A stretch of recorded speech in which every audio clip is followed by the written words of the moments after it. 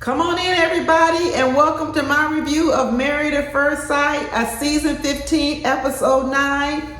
And this review recap is going to be for Ben and Morgan. I do separate reviews on all the couples, and at the end of this video, you can click on the link and see my other videos. But let's get into it. Now, we can't sit here and pretend like we didn't see them previews about Morgan confronting Ben, about Ben telling all their business to Justin, and Justin blabbing it to Alexis, and then Alexis coming back and blabbing it back to Morgan. But I'm gonna get on my I told you so wagon that Ben does not like Morgan, has never liked Morgan, and all this time he been talking about her behind her back. I believe it. I believe he's absolutely been talking about her, because what I told you before was Ben was playing nice, pretending like he likes her, and he don't like this girl. He don't like her one bit. Morgan definitely want to be the man in this relationship, because she got this man putting on a mermaid outfit, and she up here bench pressing and lifting squats 250 pounds. This girl talking about she want Ben to treat her more like a woman and always treat her soft. How is she gonna do that when he got him swimming around in a mermaid outfit and she up here bench pressing 250? And she talking about she want her a yes man. Anybody that says yes to anything that she says, oh, we already knew that, Morgan. We already knew you want a person to do whatever you say. We done figured that out a long time ago. The same people that talked to Michael last year with Jasmina said, oh, how do you get a person who has a wall up to open up? And they kept telling Michael last year, show your own vulnerability, because when you show yours, Jasmina will show hers. Well, guess what? It didn't work last year and it didn't work this year. So here Ben is saying, the way you get the walls to come down in Morgan, they must have told him, start talking about your vulnerabilities. And then when you talk about yours, she'll become vulnerable and tell you something. Bang, didn't happen. Because people with walls, they don't never let them walls down. I don't care what a person tells you. When you encounter a person with a wall,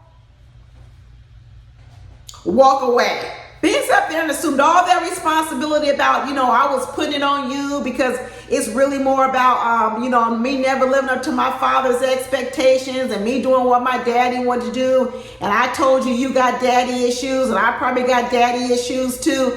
He assumed all the responsibility, talking about, sometimes I felt like I was never enough, and I'm sorry I made you feel like you're never enough. And after he said all that and poured his heart out, he said, how about you? You want to share anything? And she goes, nope, I ain't got nothing to share. This girl.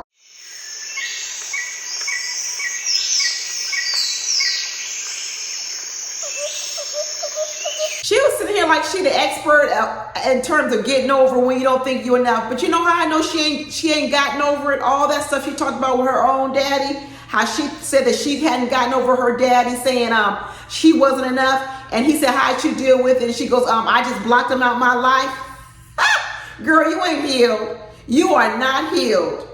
Because you know how I know you're not healed? Because the fact that you lied on that application and put that you had a BSN and you only had an AA degree told me that you didn't think your AA degree was enough. That right there told me that you don't think you actually are all that. Because if you had the self-confidence and knew you was all that, you would have put down you had an AA degree and you would have kept it moving. But no, you lied about it, because you lied about it because you didn't feel like your AA degree was enough.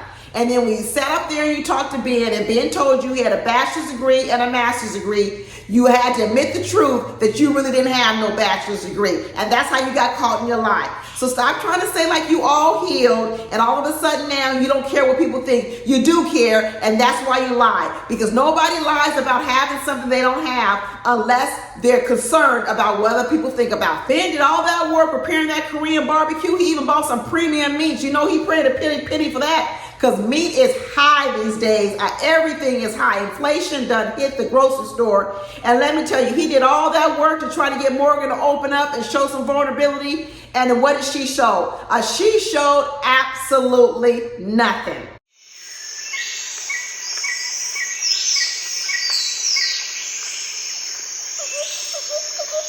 Ben was like, I love being vulnerable with you. I love opening up with you. Is there anything that you want to share? She said, no, I don't have anything to share. Not at all. These walls are staying up. There is no way you getting over this wall. It ain't no way I'm pulling down this wall. Not at all. Morgan knows that Ben don't like her. Morgan is keeping these walls up because Morgan knows in her gut, her intuition is just what she thought. She's not good enough for Ben.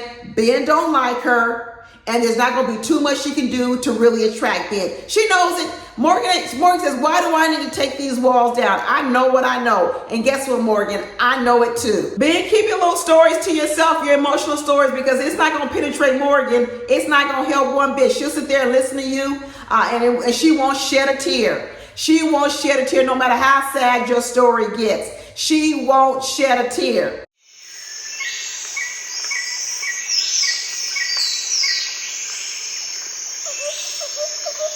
And when he starts saying, you look icy and drippy, and she said, don't be treating me like I'm your bro. You are his bro. That's exactly what you are, his bro. But y'all, I can't wait to see it go down next week. I can't wait to see it go down next week. Ben up here looking like he's shocked, and we already know his hand is in the cookie jar. I believe everything Morgan's about to say. I believe he went to Justin, was talking bad about Morgan all along, saying, I don't want this woman. I do not want her. He was definitely talking bad about her. Like my thumbnail on my video says, I do not resuscitate. Doctor's orders, do not resuscitate this marriage because it is dead. Call the morgue, call the chaplain, call the funeral home, call whoever you want to, because we about to have a funeral for this marriage. That's it, y'all. Watch my other videos. Talk to you later. Bye.